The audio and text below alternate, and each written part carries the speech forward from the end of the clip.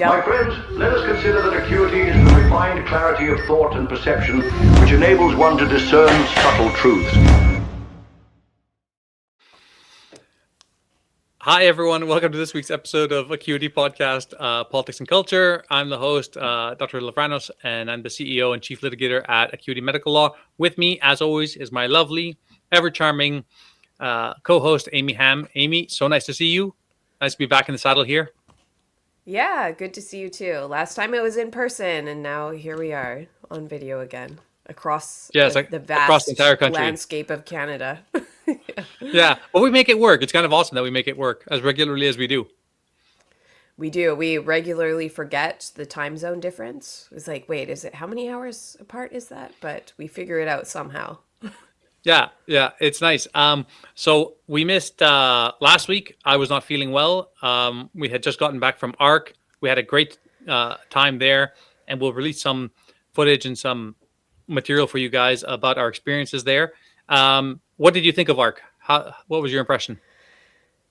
You know, I left London feeling so buoyant, especially after that. There was one night there where Canadians all got together at this pub, like across from the conference center. And it was so uplifting, so motivating. That I think to me, that was maybe one of the highlights. It's like there were sundry incredible speeches that were just inspiring. And it wasn't just talking about problems. It was talking about rebuilding solutions. I loved it. But yeah, that seeing all the Canadians that made the effort to show up in London and to network there was really, it did something for my heart. I think that I needed to sort of get over some of these feelings I've been having about Canada. And I'm struggling now to not fall back into this rut of being like, God, Canada is years behind culturally the rest of the world, and sort of getting free of the shackles of this like postmodernist and like nouveau Marxist crap. And that's what I'm trying to do. I'm like, just stay positive, stay focused, just keep, remember all of the Canadians who showed up, all of the Canadians who care and are working hard to change things. Keep them in mind, and don't isolate, stay in touch with all these people, and just keep working, because we can succeed, we can turn things around. So that's where mentally I'm at right now. Yeah, it was inspiring for sure. So I kind of divided up into the three broad categories of value. Like the first one is what we learned, right? So the lectures themselves were super interesting. They talked a lot about energy policy. They talked a lot about lack of meaning. They talked about a revitalization of civilization, Western values. So we learned a lot. There was some great AI talks and tech talks that I attended. So that's one. The second is the inspirational component, like you're saying, right? Like you come back from that and you're really invigorated to, succeed at the firm, succeed at cultural influence, advocacy work, activism, all those kinds of things, which is also great. And then the networking. And let's be honest, the networking was a lot of it, and it was great. The Canadian contingent was fantastic. A lot of very interesting people doing very interesting things. I spent probably an hour, maybe 90 minutes hanging out with Jason Kenney, the ex-premier of Alberta. And, I don't know if the audience will like him or not, but it's super interesting to spend that much time talking to him about politics, about Carney, about Pierre, about Tim Houston, about the USMCA negotiations. So, you have some really good networking opportunities. Jonathan Pajot, the artist and cultural pundit from Montreal, super interesting guy. People should check out his work. And he and I kind of hit it off. So I agree. Keeping the momentum going from there is really what it's all about.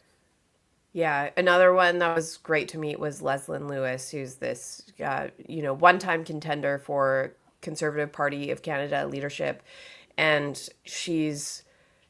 I think she's actually on the board of ARC. And that's right. A really powerful, really inspiring woman, and just so down to earth. So she was at one of these, it started off as a sort of cocktail champagne night. And just, it was incredible to be in this room in London. You're on the other side of the world, and you've got, Jason Kenney, Leslyn Lewis, various people who are famous on YouTube, and other people that you've been messaging on the app, and from all types of walks of life and businesses, and all of these people are there because they care so much about the revitalization of Western civilization. And it almost felt like a dream now looking back. Tammy Peterson, And had some alone time with Tammy Peterson. You were part of her podcast. I was there yeah, and to meet her, and she's an amazing person. It's funny to me how authentic these people are, right? Like you get a yeah, sense of what Tammy is like from her talks, from her podcast, and then you meet her and you're like, you're exactly the same person, right? Like there's no phoniness, there's nothing inauthentic here about you at all. So yeah, it was a great time, really good time. I'm so glad that you were able to come. We had a lot of fun, learned a lot, so that was a huge success. it was. Yeah. How about back in Nova Scotia? How are things going out there? Yeah, I was feeling particularly unwell after I came back, and I dove right back into the emerge and had a few shifts, which further wore me out. But this is a really good week of firm work, and lots of things are developing. So I would give this week so far a solid 8 out of 10. So pretty good. Yeah. Yeah, we've kind of given out some teasers. Oh, stay tuned. We're going to have some big news at the firm. And we're on the verge of that, but things never go quite according to plan. So we as you said, we do have some big things in the works. And again, as we've said before, stay tuned. Stay tuned. Stay tuned. Yeah. BC, same. I also got really sick. I know when I was on the plane, there was like a woman coughing in my face. Practically. How do you not? If you're sitting beside someone on a plane, they're almost guaranteed to be coughing in your face at some point. So I also spent a week with a head cold afterwards and getting back to normal. But it was all worth it. And here we are. Great. Yeah, here we are back in the swing of things. So what's on the agenda this week? I want to do a deep dive today about before our moment of levity, just about a singular sort of topic. And I think it warrants a deep dive because it's such a sort of pernicious and important concept. And I'll describe it. So I also wrote a National Post column about it this week. And essentially what this is, it's this group of researchers / activists that have released a national report. These various groups came together and they call themselves Anchoring Change. And so they've published this guideline on drug education for kids starting in kindergarten. So, I had a son that started kindergarten when he was 4 years old. And so these very young kids. And this drug guide is essentially a Trojan horse that brings the radical notion of harm reduction into Canadian schools. They want all schools across the country to adopt this policy, which essentially would mean that harm reduction becomes like this de facto Canadian school policy. And one of the things that I find so sort of, and I don't use this word lightly, the word evil, but I do actually believe that this is evil, is they have renamed harm reduction, which most people that you hear that, you think of the controversies, you think of drug injection sites, you think of handing out crack pipes, you think of Vancouver's downtown Eastside where you have thousands of persons just living in abject fucking misery on the streets. Their addictions are enabled. I mean, I used to be an outreach nurse in that neighborhood, and I saw firsthand the way that harm reduction is presented as this sort of, oh, it's great, we're helping people. And what it actually looks like when you get down to the brass tacks is that you are harming people and you are enabling horrible misery, suffering, and addiction. So this school report is not using, if you Google, you can see, I don't know how, it's a lot of pages, 50 pages or so. And not once does the word harm reduction come up. They've rebranded it harm minimization. And so I spoke to one of the persons who wrote the report. So maybe I'll start by saying, so the groups that were involved in creating this policy include Wellstream, which is a University of British Columbia research initiative on youth substance use, the Canadian Centre on Substance Use and Addiction, the Canadian Association of School System Administration, Physical and Health Education Canada, and the Students' Commission of Canada. So I spoke to a woman at Wellstream. She's a researcher at the University of British Columbia and a professor at the School of Nursing at UBC, which also happens to be where I obtained my honors degree in nursing, and then later on they actually testified against me in my hearings about my political views, and sort of that's a long story, but why I'm saying that is because this is a school that is activist based and very politically motivated. So the fact that they have this professor also working on this drug policy, it fits right in. They also do radical gender ideology. Now they're doing radical drug policy for children. So this woman, I just said to her, why do you use the term harm minimization rather than harm reduction? And the first time I asked, I didn't really get a clear answer. I just got a wall of text, and then I had to ask again. I said, no, and I'm specifically asking, why did you use this term rather than this term? Are you trying to avoid controversy? What is going on? And then she gave me a quote about a harm reduction, in common usage refers to a specific set of services like naloxone, supervised consumption, oriented towards people who are already using. Harm minimization spans a full continuum, preventing use in the first place, delaying initiation for those who haven't started, and reducing harm use if it does occur. And then she went on about how, most students aren't using substances. And so if we use a term, i.e. harm reduction, specifically tied to services for those who are using, it would misdescribe the developmental whole population scope of the work, which is why we use this language. Frankly, I think that's bullshit, because if you go and you look at the way a lot of academia will just transpose the two terms, harm minimization, harm reduction. And I think this is clearly an example of, let's use a term that doesn't just immediately trigger people into questioning, why are they teaching harm reduction to my kindergarten student? And the other thing that I think is, so many times, if you've talked to harm reduction activists and you say, I'm against harm reduction because I think supervised drug injection sites or giving people free drugs or decriminalization are harmful, they go, oh, come on, harm reduction is seatbelts.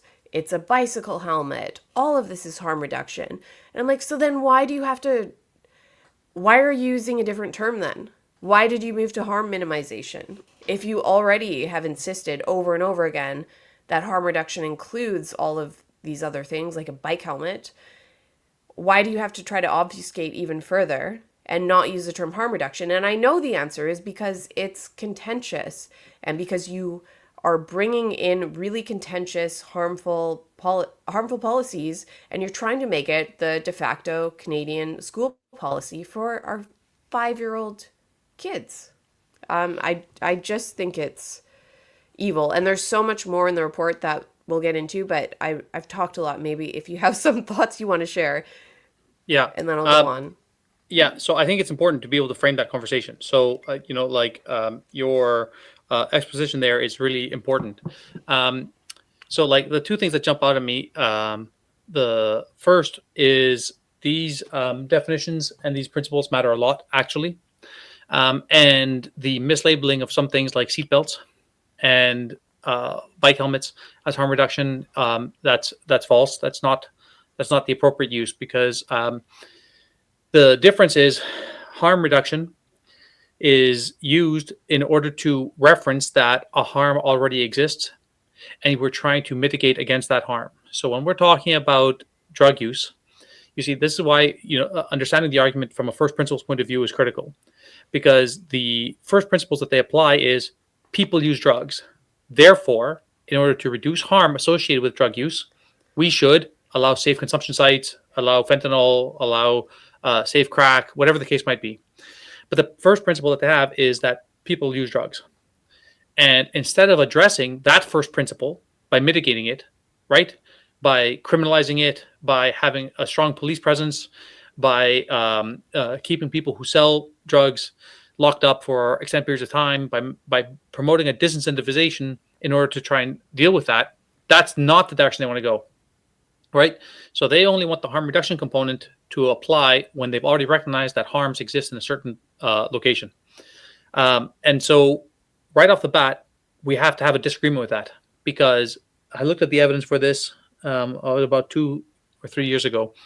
Principles of harm reduction started about 50, 60 years ago, and they've gained steam since then, and they have been largely co-opted by the left. So allowing them to frame a harm reduction strategy by saying, since people do this, we should therefore do X, is already admitting a certain amount of defeat. It's the conservative position would be far more a matter of, okay, if people are using drugs this much, how do we reduce harm by limiting the behavior, right? And that half of the equation is something that they, generally speaking, ignore. So in this instance, if they want to say, well, let's expose children to all kinds of insane ideas at a quote unquote developmentally appropriate age that is left totally subjective, the much more appropriate thing is abstinence, is shielding, it's shame-based, right? It's trying to deter people, especially children and vulnerable people, psychologically, cognitively vulnerable people and immature people, from engaging with these kinds of behaviors. So let's look at drinking and driving. No one is out there advocating for, well, some alcohol is okay. Well, why don't we adjust the alcohol tolerance level? Well, you know what? Why don't we serve drinks, but in these kind of controlled settings where you can come and get drunk? Provinces have said, no, we have a zero tolerance policy. We criminalize the hell out of it. We punish the hell out of it. We set up traffic stops to try and deter people from thinking that this is safe and acceptable. And our approach when it comes to narcotic abuse has been exactly the opposite. And the strangest thing about it is that, and I've said this before, with narcotics in particular, the withdrawal, the abrupt cessation, is basically never dangerous. It's basically never dangerous. You need to be a very, very vulnerable person. You need to have a horrendous, like, kidney problems, gut problems, where purging, because the chief side effect is, of course, nausea, vomiting, diarrhea, such that when you're going through that state, your electrolytes, your kidney function will acutely change, and then you can succumb fatally. But generally speaking, that happens to almost no one with an advanced nausea, vomiting, diarrhea illness, especially in Canada, where you can go and get IV fluids easily, or you have access to fresh water, right? So they have co-opted a term that has failed in this arena for 50 to 60 years. And the evidence as to the failure is absolutely staggering. It is profoundly overwhelming. The drugs are changing over that period of time, but the intervention is not successful. We have to go back to a position where we're treating this from the first principle point of view of abstinence. Don't get involved in that. Do not get involved with drugs. I mean, I don't know, Amy, if you would have remembered, but when I was a kid, there were ads everywhere on TV, constantly. Just say no. Just say no. This is your brain. This is your brain on drugs, right? Here's a cartoonish thing that tells you to avoid it. Right, the fried egg, and so on and so on. So many examples, and that's all gone. All gone. I haven't seen anything like that by public health, government, anything like that anywhere. The idea of shame or stigma and abstaining from this kind of recreational behavior, completely abandoned. Yeah. And that's part of the issue that I have with this report.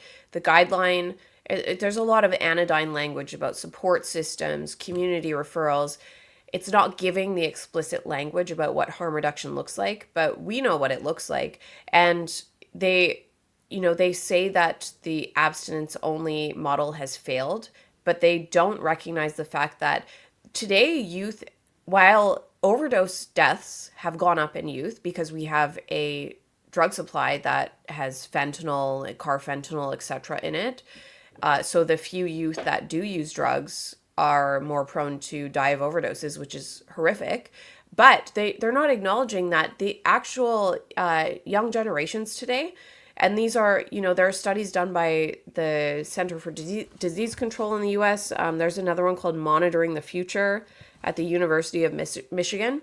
And they've shown that from the early 90s, alcohol use at that point was like 51% of youth were drinking alcohol. Today, it's like 23%. Smoking in the mid 90s, 70% of kids were doing it. Now it's like 14%. So these messages that we got when we were growing up, don't do it, abstinence-based, they actually fucking worked. And now you have these people saying abstinence-based doesn't work and we have to rejig the whole system. We have to teach harm reduction. It's like, have you lost your minds? It's just not true. You're just lying. Totally. And you're just trying to impose this harm reduction ideology. Something else that you said was about comparing alcohol.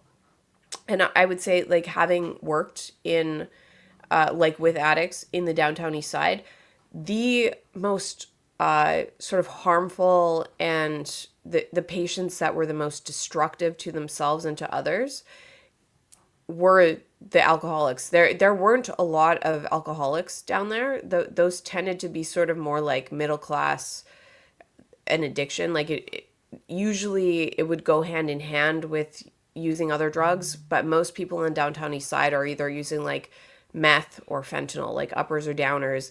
Alcohol is not a big one, or it's just something they do while they're using these other drugs. But the genuine, like, people who only drank and used alcohol, that would be like, these people were getting head injuries constantly, getting like a CT scan once a week in the emergency room, beating people up, being extremely violent and destructive. And so you don't see the same efforts to do harm reduction with alcohol because it's so destructive as a drug to use. And I know I had a friend at one point who was working for one of the nonprofit agencies. They actually ran an experiment in Vancouver at one of their supportive housing units where they tried to hand out drink tickets to the alcoholics in their building and run a system where, you know, you had however many drink tickets a day. And it quickly turned into an underground economy of people selling drink tickets for whatever substances they wanted. And then you had staff handing out drinks to people who were just getting absolutely unbelievable plastered. And there were fights breaking out in this place. Like, it was just a total fucking chaos. And, you know, this was like years before when I was sort of like very early in nursing. And looking back, I wish that should have been a story that had been broken by media, because it's wild. And this is the sort of shit that these activists do. It's like the Wild West for them. They just want to experiment with, you know, with safety, and they're driven by this ideology of no, they don't care about abstinence. They don't care about the harms that they're inflicting upon people. What they really care about is... we know that they know better. We know that they know better because, like, in COVID, like, many people I've spoken to, public health officials and so on, would always talk about, you know, the friction points, right? Like, so you want to incentivize people to get vaccinated. So we'll make it more and more uncomfortable until they've all decided that they must succumb to the amount of friction in their world so that they can succumb to the behavior that we're trying to promote. Okay, so, like, forget about how nefarious and wicked that sounds when it comes to COVID and medical procedures, interventions, especially with the lack of utility and efficacy and so on. Let's forget about that. But they understand the principles of human behavior extremely well. So why is it that they remove points of friction when it comes to narcotic use or other things, right? If we talk about sexuality, right? Minors, children, the sexualization of children, and so on. Instead of promoting a culture where there are increasing barriers to try and prevent and to promote a certain abstinence, to promote a sense of shame so that people will apply good behaviors, they literally do the opposite. They know what the principles are and they selectively apply them. So at the end of the day, we have to ask ourselves, why? Why is that? You know, follow the money is like the typical mantra that people will hear, that somebody has to be making money off of it. And, you know, like whether it's drug companies and the promotion of their sales, whether it's bureaucrats and, you know, the amount of taxes that they are that they either gather or that they are able to distribute, whatever the case might be, somebody's profiting, obviously so. But aside from that, one has to ask, is this beneficial for society or is it not? And if it's not, who is benefiting from the slow erosion of society that way? And that's why I always think to myself that this is, in all likelihood, a top-down, very purposeful, very malicious erosion of Western society. Get them addicted to porn, get them addicted to drugs, hypersexualize their children, decrease birth rates, and so on and so on. Because if I was an adversary of the West and I had a 50-year plan, this is the way to succeed. I'm not in a rush, and these things slowly pollute the society, right? So I don't mean to sound conspiratorial, but I find that I don't have any other way to steelman the position here, because they know damn well how to influence society for the better, and they are very specifically choosing to, knowing those principles, apply them incorrectly for all kinds of things that are tremendously destructive. Yeah, this is like the Chinese Communist Party's wet dream of what could happen to the West. Right. And I agree. We're just doing it all to ourselves. Yeah, right. You know? And so, like who's choosing to do it and why they're choosing to do that? And is this, like specific nation adversaries? Is this some kind of globalist, anti-sovereign component and so on? Like all those questions need to be asked and investigated. But it's really hard to believe that there isn't something else that's more nefarious from some kind of planned perspective. Because why on earth would this happen? Why would we want to sexualize children at a younger age? Why would we want to expose them to crack pipes or sexual deviancy, right? Like when they are quote unquote developmentally appropriate, and who knows what that even means. So these things are just extremely bizarre to me. They are. And you look at all of the groups that wrote this report, which as I said, they called it a capital S standard, and they're pushing it out. They've got the CBC shilling for them, saying it's great. The CBC quoted a researcher trying to reassure all of us, don't worry, they're not going to give detailed drug information to kindergartners. But, you read the 50 pages of standard.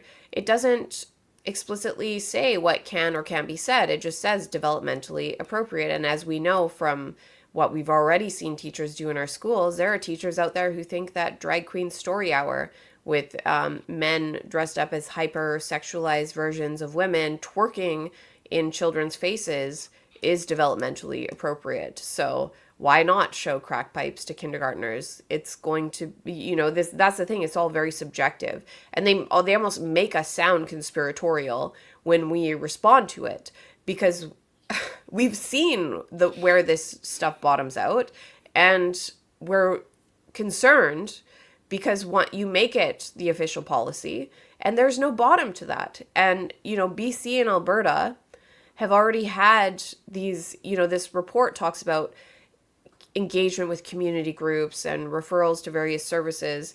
We've already seen in BC and Ontario, these sort of harm reduction groups coming into schools, maybe Mark can pull it up, handing out pamphlets and plastic straws for safer snorting to high school kids. Absolutely disgusting. Crazy. It's crazy because you are basically trying to remove the point of friction. Like, you might use a dirty straw. Here's a clean one. As opposed to, you don't get a straw. Why would you proceed doing this kind of behavior? Stop. Look at that. That is absolutely mind-blowing. Isn't that horrendous? And and those came with actual straws too. Not just the pamphlet. They're like, here's a little, make it your own. How cute. Do your favorite color with your Coke straw. Unbelievable. And so if we think about this, right, like what are the steps between, horrendous policy that is totally destructive and the conception of the idea, right? And there have been lots of pundits, whether they're journalists or academics or whatever, who have studied this in great detail. James Lindsay, Andy Ngo, Chris Rufo, lots of people. And one of the things that Michael Malice, perhaps best Michael Malice, the first thing that they do is they always get academia to promote the idea and to normalize it in an academic theoretical sense, right? Thomas Sowell has also written about this. He has a fantastic book called Intellectuals in Society. And so the academics go out there, they publish a bunch of garbage. They are completely divorced from reality. They don't live in any state of reality. They don't exist in the world where these kinds of policies and behaviors have real consequences. And they are also completely removed from any accountability. So, you publish a bunch of communist diatribe, you publish a bunch of harm reduction nonsense, and it doesn't impact you. Okay. Yeah. So you won't get fired, you can't be elected out, and so on. But once they've normalized it in the academic world theoretically, and they abuse language as a method of control as opposed to actual description, right? Then it comes down one layer. A bunch of bureaucrats and activists start talking about these things and try how to implement it. And then a bunch of discretion is put out there and so on, and the snowball effect manifests. So exactly to your point, How we get from destigmatization of homosexuality to drag queen story hour is a spectacular leap, and it's not unique to the sexualization component, right? The same thing applies to Yeah. now the drugs that we see and so on. And so the same playbook applies in parallel. Every different Yeah. horrendous idea, and we Yeah. have no way really to break that system except to call out the farce for what it is. Call it out. And it's happening at a time, drawing a parallel again, the normalization of drag queen story hour and the tremendous sexualization of kids. It didn't have to happen as a way to advance the rights of LGBTQ, whatever the fuck acronym it is now, because there was already widespread acceptance. Gay marriage was already legal, and yet it's happening after that. And it's the same, with drug use.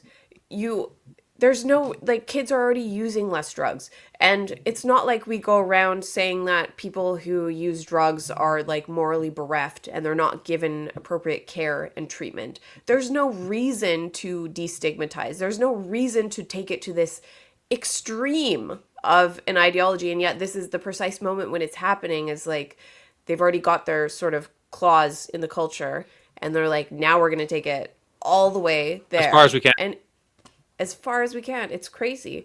That reminds me something else that this anchoring change group said in there. There were a couple of really concerning things. One was, I'll start with this. They made a comment about using, let me just find it here. They said something about if kids were using substances, they could get access to, here we go. The guides talked about confidential pathways to brief intervention and care. So that's insinuating that the schools would be having a policy that parents are not notified if their kids are using drugs and or referred to treatment and or harm reduction, like whatever intervention they're talking about. The other thing is that they said, and this is a quote from them, substance use occurs along a spectrum from no use through to substance use disorder.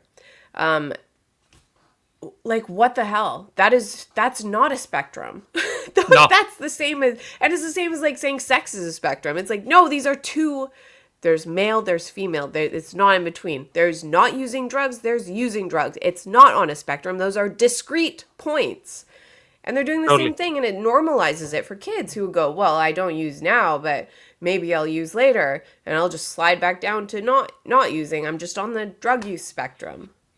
Right. As opposed to like, one of the things that, especially at Acuity, we talk about a lot, because we sue hospitals, we sue doctors, we sue experts, quote unquote, experts of all kinds. And, like my life's thesis is to demystify the sense of expertise that people have, right? Is to stop thinking about experts with such level of authority outside of their extremely narrow window that they have a legitimate expertise. And even within that window, you have to be able to challenge, like a PhD in harm reduction for infants with respect to narcotic use is like, that's not an expertise. Like, you just call that bullshit out. It is what it is. So there's like legitimate expertise in a very narrow window, and then there's fake expertise. So when these people come along and they tout their expertise and they say, well, I have a PhD, or, you get the criticism all the time. Well, what do you know? Did you go to school for this? Are you a physician? Like, did you study this at all? You don't have to have any of those things. It's a common sense argument. I'm a human being. I have a rational mind. I can put two and two together. I can follow first principles. And you should be able to criticize terrible ideas. So if you hear nonsense being spouted out, what is the appropriate response? Call out the nonsense. Listen to your gut. If this doesn't make any sense, if you think to yourself, well, for the last 50 years of my life, I don't remember ever having, crack pipes being shown to kids. I don't remember ever having to explain to 6-year-olds and 8-year-olds how to use a dildo. Yeah, that seems absolutely ridiculous. You don't need a PhD to be able to call out lunacy when you see it. So people should feel empowered, right? Like, that is the basic thesis of Acuity. It's like my life's thesis. Like, you and I know a lot of experts, quote unquote, in their respective fields, and there's a tremendous amount of lunacy in these worlds. They are completely detached. They live in a delusional state. So when you see or hear terrible ideas, whether it's from a politician, a bureaucrat, a supposed expert in the field, challenge them on it. What is your evidence compared to what, right? Like the Thomas Sowell big 3 questions. What is your evidence compared to what, and what is the cost? big three questions to ask. So in this instance, what is the evidence that this makes any difference? Literally none. Purely abstract, purely theoretical, put forward by people who have no skin in the game. Okay, compared to what? Abstinence. Yeah, well, that sounds really good. Maybe we should go back to the whole abstinence approach that has worked for a very long time, right? And then what is the cost? Why on earth would somebody sink in any money from a taxpayer dollar to something as ridiculous as this? Whatever the cost is, if it was 100 grand, that's 100 grand too much, because it's Yeah. lunacy. Yeah. They claim abstinence-based education doesn't work despite the fact that there are fewer kids using drugs today. So I just think that's a flat out lie. And they had a page anchoring change on their website about evidence-based recommendations and practices. And their document listed 9 academic papers. So I went and I pulled up every single one to look at what the conclusions were. And I actually found, despite the fact that they're advocating as one of their, I don't know if I read all of their main principles. One of them is the harm minimization, i.e. harm reduction. Only one of those 9 papers talked about harm reduction at all. And it was inconclusive. And it said that more research needed to be done to determine whether or not harm reduction could be useful for children. And yet they've adopted this as a guiding principle, use harm reduction with children. And then I also found that they misrepresented in their report. They said, if you use punitive reactions to drug use, like suspending kids, it makes their substance use work. So I looked at the research that they quoted on that. And again, they misrepresented that because the research was showing it was kids who had already been suspended from school or kicked out of school that had subsequent drug use. It wasn't talking about kids that use drugs and then because they used drugs they were suspended. That wasn't even part of the equation, but they've used that in the report. So it's like these are not trustworthy people. They will twist things in a way that suits them, and they're twisting things by saying, oh, no, we care about prevention too. No, clearly what your goal here is to institute anti-stigma and harm reduction for kids in an era when we have some of the lowest rates of drug use in decades. Unbelievable. I think it's evil. These people Yeah, are it's totally evil. nefarious. Yeah, and to your point, we try to steel man the argument as best as possible. I mean, like we do that, like in the legal fight, we do that in the cultural fight.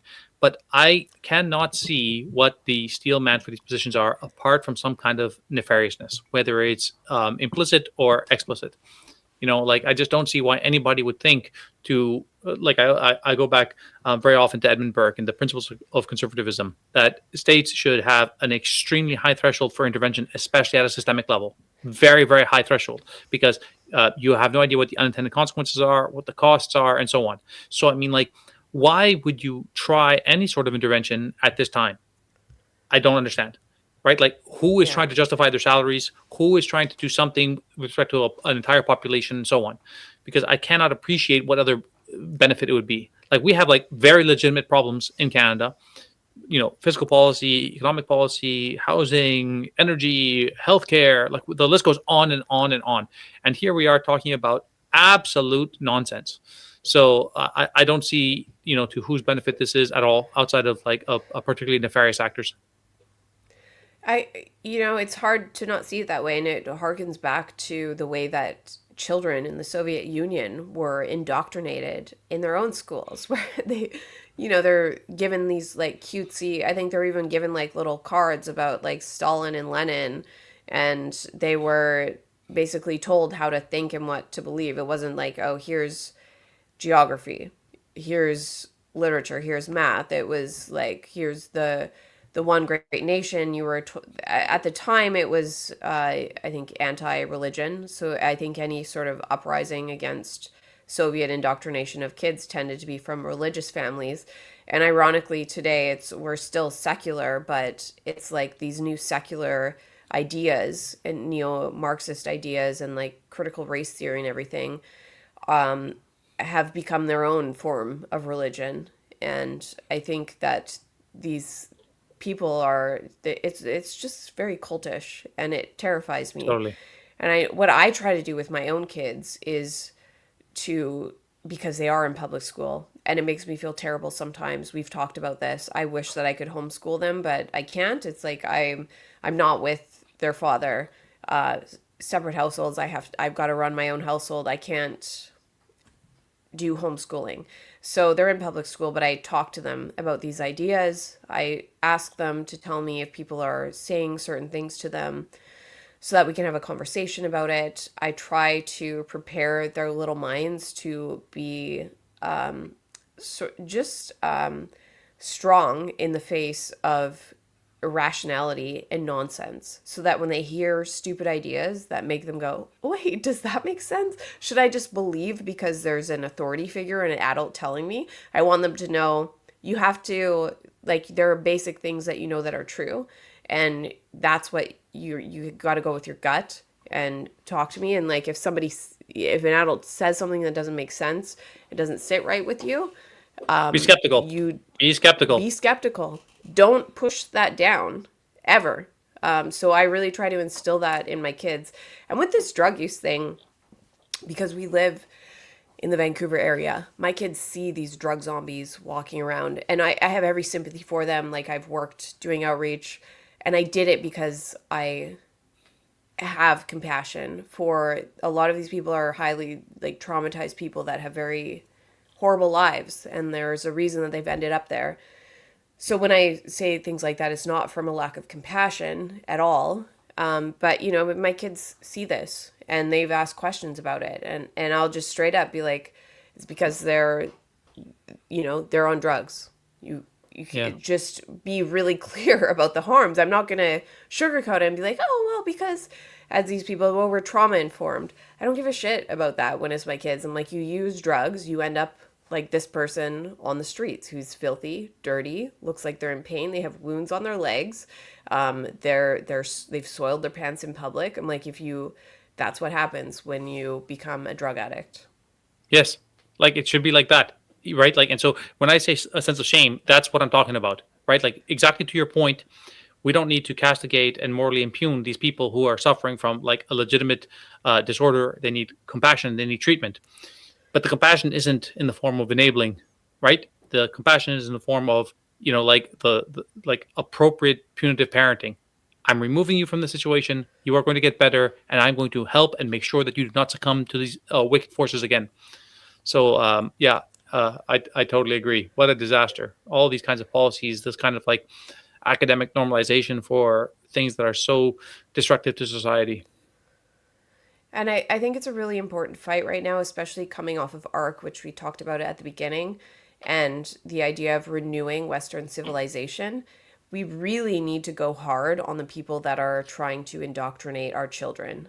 Because if we, we can do whatever we want that addresses current problems, but if we don't address the fact that these people are trying to encroach upon the minds of future generations and our kids, it will sort of be for naught. So I think this is really, really important to care about this. I think parents who know about this policy should be telling their school boards, emailing teachers, principals, superintendents, school boards, and saying, I do not want you to implement this policy in the school because I disagree with it. Even though it doesn't go in, the policy doesn't say show crack pipes to kindergartners, but it does say that harm reduction becomes the new norm, and say, I don't agree, I don't want it, keep it out of my school.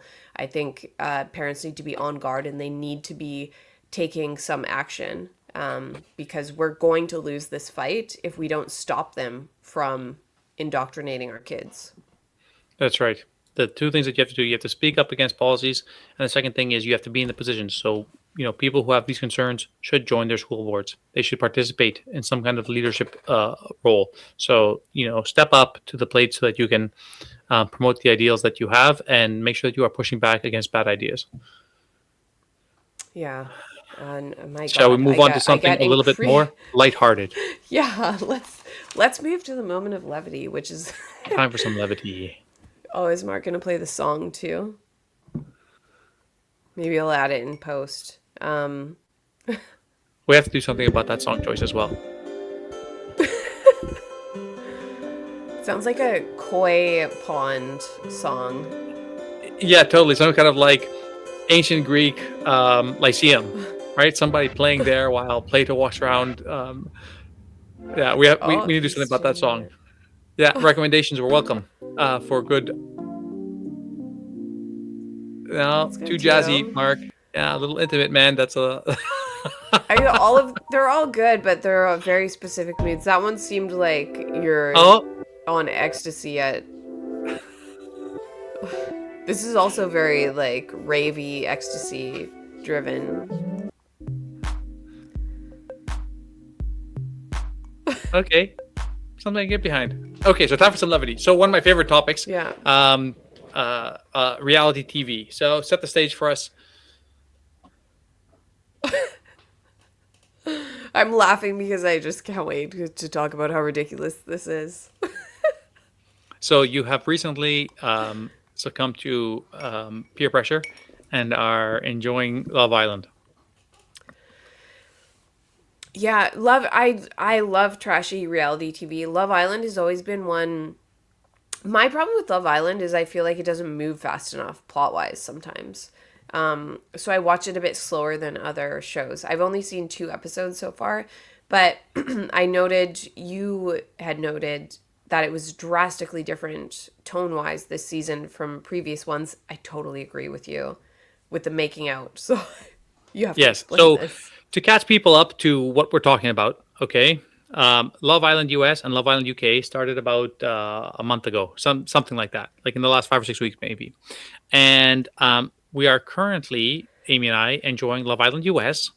And I'm much further along than Amy is, although I'm not fully up to date. So there will be no spoilers. This is a spoiler-free zone. Don't worry if you're enjoying it. You don't have to turn away. We're just talking about things top down, very, very basic level.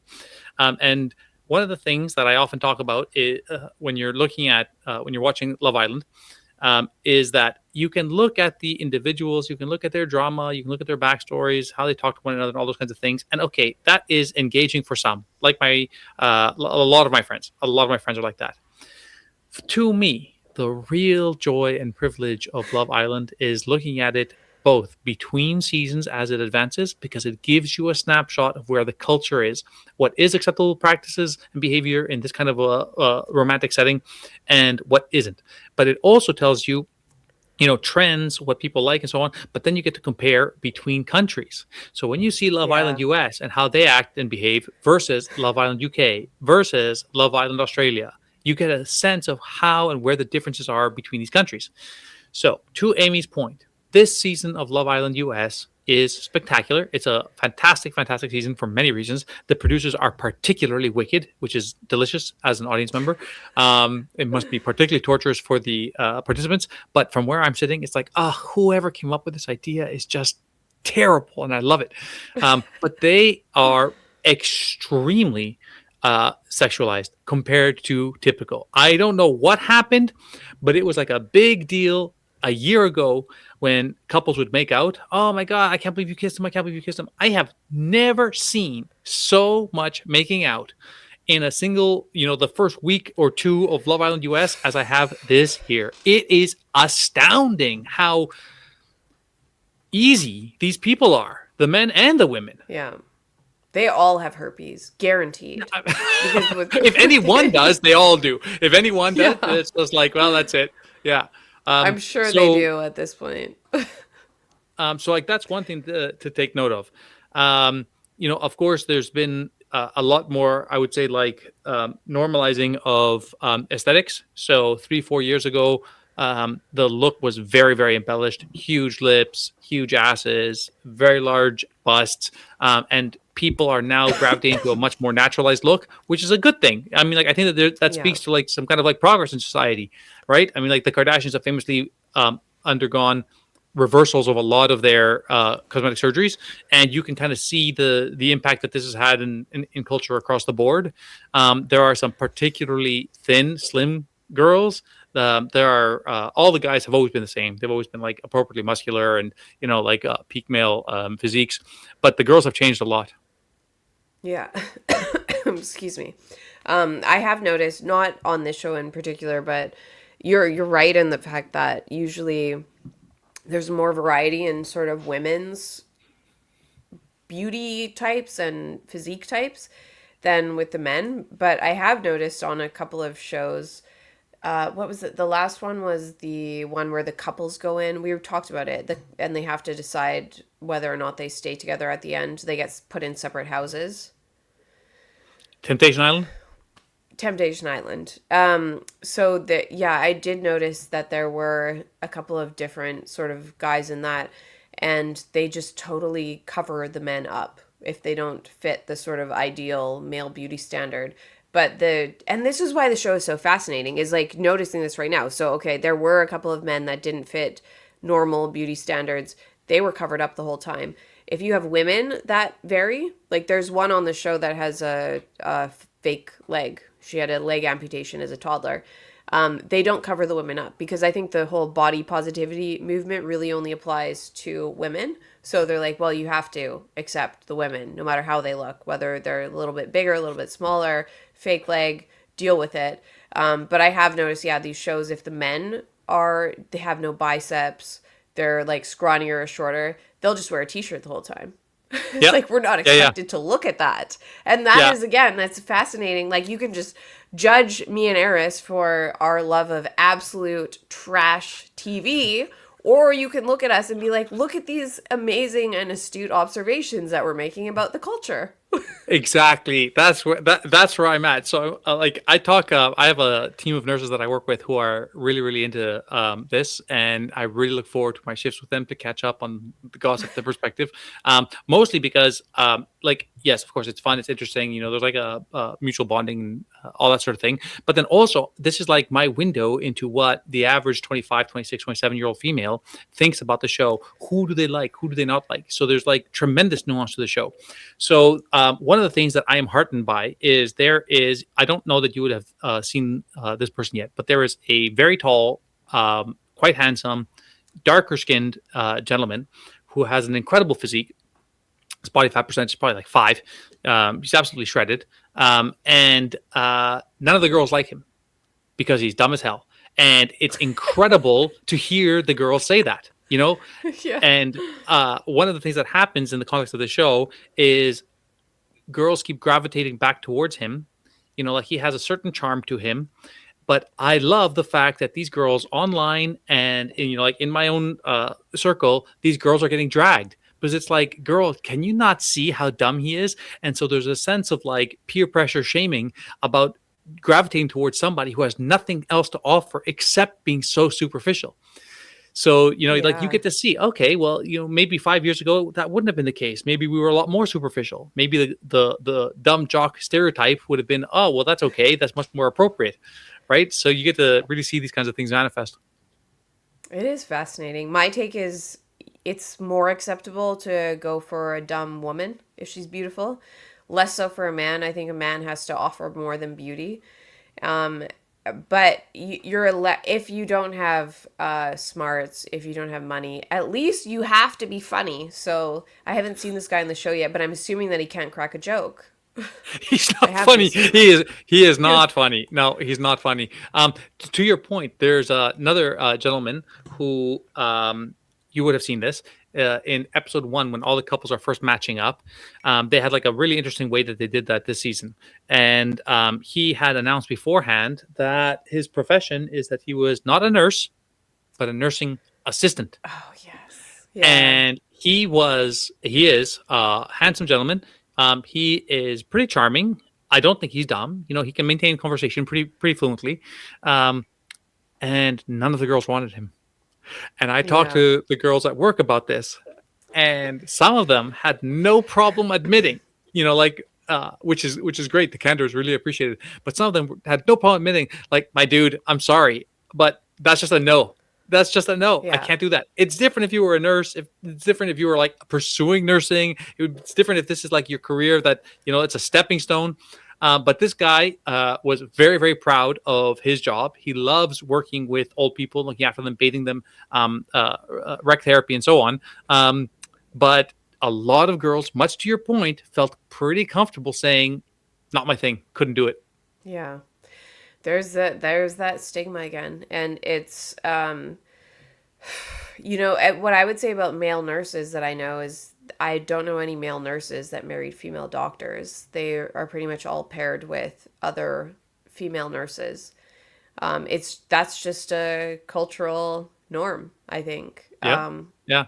I And mean, like you and I both have read Deborah So's latest book, Sextinction, and God's willing, we'll have her on as a guest in the not too distant future. But she talks about this a yeah, lot. Unfortunately, this dynamic seems to be a rule in society in the yeah, West, and there's no real bypassing that. yeah, yeah. And I've seen that even in dating where I've known women dating men who are attractive, nice, funny, extremely kind, really giving. But in terms of the sort of status that they hold with their profession in society, if it's not going to cut it, then women don't see them as a long-term partner. And I think men can sometimes catch a lot of flack for looking at women as like, oh, I was used and I wasn't marriage material. But women do the same thing. It's just not really talked about in the same way. And for men, it's they might. I mean, it's kind of the same thing. It's like for men, they want someone who I think is seen as like the caring, nurturer, caregiver. They can see them as sort of the mother role. And then for women, it's like if they see a man who isn't the provider, the leader, the alpha, they might in the short term see someone as, well, they're really hot and they're willing to overlook those things, and people use each other in those ways. And I mean, I guess the ultimate point is that all these people need to just find each other. Yeah, The one's caught right. in the middle. One of the things that I really like, and you'll see it because it's like there's a great example of this in the show, is that whether people like to admit it or not, the United States is the least racist country in the world, and it's not close. It is not close. They are Yeah. fantastically colorblind. So there Yeah. is a very attractive, tall, darker skinned guy. And then there is a shorter, very handsome, charming, blonde haired white guy. And there is a white country girl who one would think on paper, in any circumstance, would be drawn to this charming white boy from Kansas, Kentucky, something like that. And she happens to be from Georgia. And she is very much into the taller black guy, and he into her. And this kind of like interracial relationships in the US is completely normal, happens all Yeah. the time in a season of Love Island. And you do not see anything like that in other versions.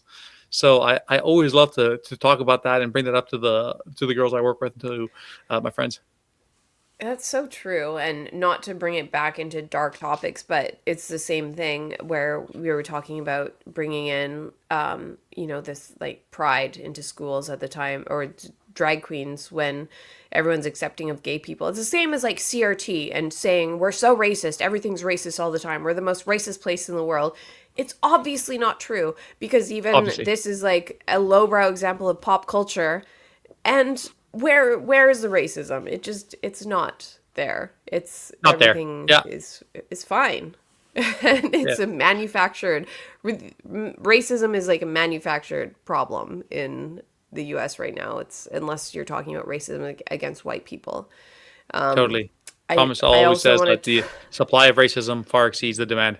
The demand for racism far exceeds the supply. And so you got to go and find it somewhere, because people want to you find it have everywhere, to. and it just really doesn't exist. I wanted to make a cross-cultural comparison about this. So there's an Asian version. It's not Love Island, but it's a similar show, and people were comparing these two scenes. So this Asian show where people meet, it was like weeks after this couple had met, and they were sort of like, "Oh, do I like you? Do I like you not?" And then they did a close-up of the two entwining their pinky fingers, and it was like this, oh my God, I can't believe they entwined their pinky fingers, like this shocking, salacious scene on the show. Meanwhile, like you said, on Love Island, you walk in and they're like 5 minutes into the show, they're like, everybody stand on this green dot or this red dot, and now you're making out with the people on the red dots, and now you're making out with the people on the green dots, and everybody's swapping spit, and now we all have herpes. Just a complete complete Totally opposite. different. Yeah, I really like that. And I want to say that it was Korea. I think that it was Korean. The was the it show. Korea? It's Okay. called it'll come to me. But like, a guy will look at a girl and just like let his eyes linger for one moment too longer, and then everyone turns red. Like, I can't believe how bold he was. And then here it's like, well, if I don't make out with you, I don't know if we even have any chemistry. Just stick out your tongue. And the way that they make out is like insane. It doesn't seem like real life. It's so performative. There's a lot of it. So to those people out there who believe that you are too elitist to enjoy Love Island, US, UK, etc., trust me, you are doing yourself a tremendous disservice.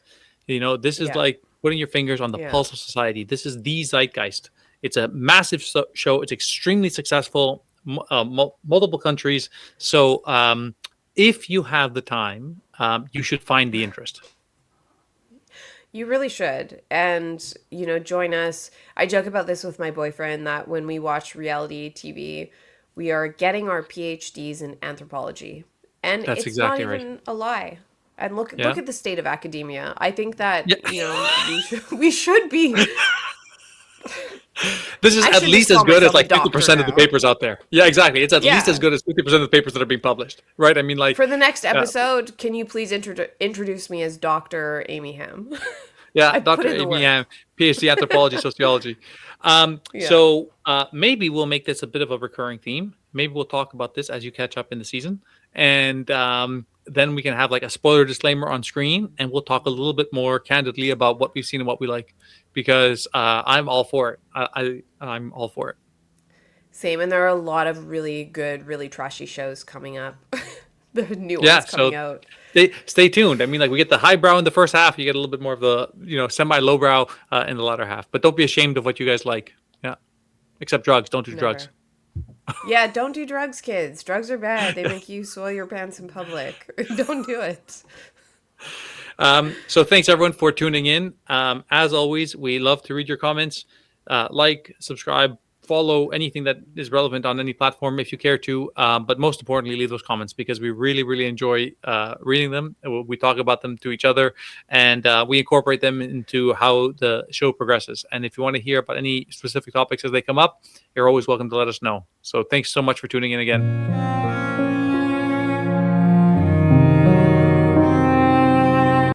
Look at that face. So unimpressed. Oh my god, that's so funny.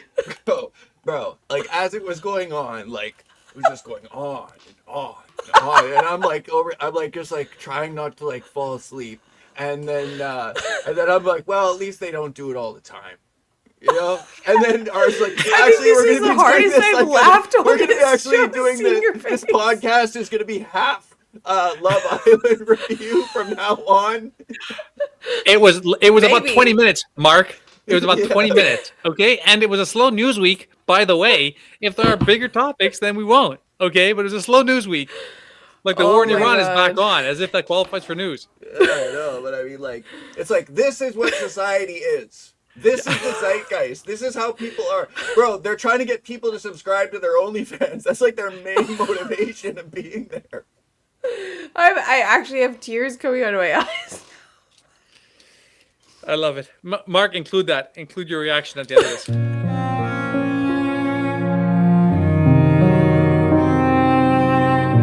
My friends, let us consider that acuity is the refined clarity of thought and perception which enables one to discern subtle truths.